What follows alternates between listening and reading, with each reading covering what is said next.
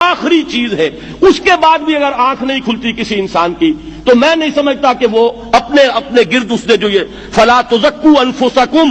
اس نے جو اپنے گرد تزکیہ نفس کا ایک مصنوعی حالہ بنا لیا ہے، کبھی بھی وہ اس حالے سے نکل سکے گا اگر اس حدیث سے بھی آنکھ نہ کھلی۔ اور وہ حدیث کیا ہے؟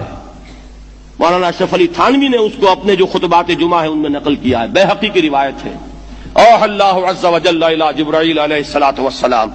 ان اقلب مدینۃ کذا وکذا باہلھا، اللہ نے حکم دیا حضرت جبرائیل کو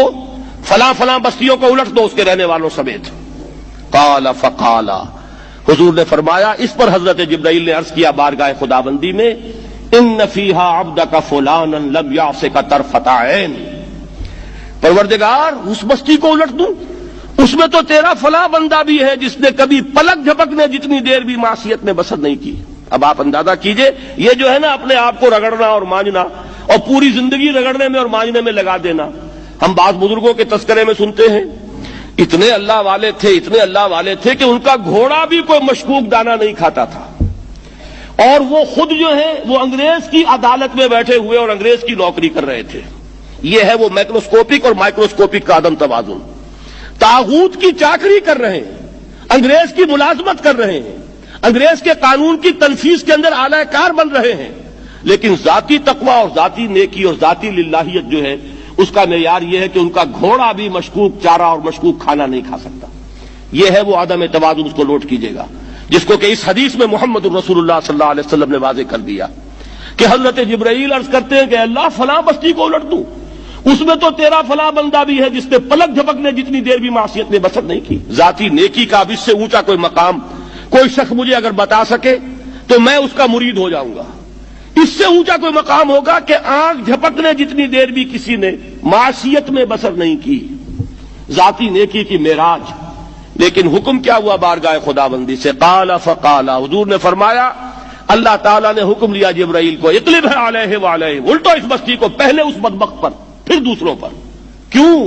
فإن وجهه لم يتمعر في ساعة قط، اس لیے کہ اس کا چہرہ کبھی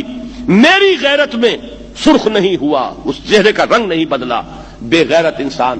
بدیاں پھیلتی رہیں، میرے دین کو روندا جاتا رہا، میری شریعت کی دھجیاں بگڑتی رہیں، عوامر کا مذاق اڑایا جاتا رہا، نواہی کے لیے دنیا کے اندر جن چیزوں سے میں نے روکا اس کے لیے فلسفے تراشے گئے، اور یہ لگا رہا مست رکھو ذکر و فکر صبح گاہی میں اسے، یہ سوائے ذاتی اپنے اس اصلاح کے اور ذاتی تقوی کے اور ذاتی نیکی کے اور ذاتی عبادت گزاری کے یہ میدان میں نہیں آیا، اس کا خون نہیں کھولا کبھی، اس کے چہرے کا رنگ متغیر نہیں ہوا، لہذا یہ دوہرا مجرم ہے۔ یہ ہے وہ تصور جو یہاں پر نوٹ کیجئے۔ ہاں، اس کے یہ معنی بھی نہیں ہے کہ نماز بھی نہیں پڑھ رہے، روزہ بھی نہیں رکھ رہے، اقامت دین کے کارکن ہیں، فرض نماز آ گئی ہے وہ چلی جا رہی ہے، جماعت کا کوئی اہتمام نہیں ہے۔ اب یہ دو انتہائیں ہیں، ایک انتہا یہ کہ وہ تزکیہ نفس جو ہے اسی میں وہ رگڑنے اور مانجنے کا عمل جاری ہے،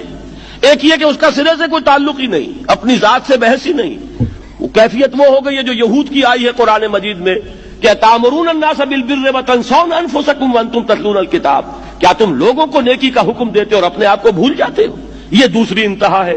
پھر وہی بات عرض کروں گا، وہی بال سے زیادہ باریک اور تلوار کی دھار سے زیادہ تیز راستہ ہے جس پہ چلنا ہوگا کہ نہ یہ ہو کہ وہ مبالغہ ہو رہا ہو، اپنی ذاتی اصلاح میں تو مبالغہ کی حد تک آگے جا رہے ہیں، اور دوسرے یہ کہ اپنے دین کی تبلیغ و اشاعت، اقامت دین کی جد و جہد، اس کا کھانا ہی نہیں کھولا زندگی میں، وہ کھاتا ہی نہیں کھلا ہے۔ یہ ایک انتہا ہے۔ دوسری انتہا یہ ہے کہ انسان یہ سمجھے اپنے آپ کو کہ میں تو مجاہد فی سبیل اللہ اور دین کا کارکن اور دین کا میں اللہ کے دین کو قائم کرنے کی جد و جہد کرنے والا ہوں، جبکہ حال یہ ہو